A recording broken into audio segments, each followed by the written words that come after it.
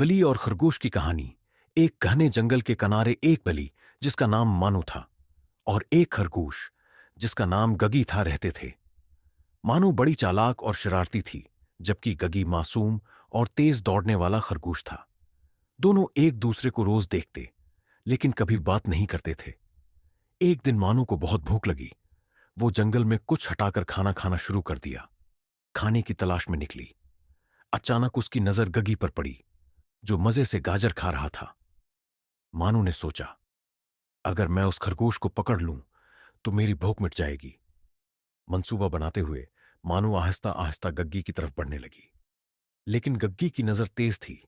उसने मानू को आते देख लिया। गग्गी समझ गया कि मानू के इरादे खतरनाक हैं, इसलिए वो फौरन भाग निकला। मानू ने भी उसका पीछा किया। गग्गी तेजी से दौड़ रहा था और अपनी चालाकी से मानू को जंगल के गहरे हिस्से में ले गया, जहां एक गहरा गड्ढा था। गग्गी को मालूम था कि गड्ढे के किनारे कच्चा है। जैसे ही वो गड्ढे के करीब पहुंचा, वो एक लंबी छलांग लगाकर पार चला गया।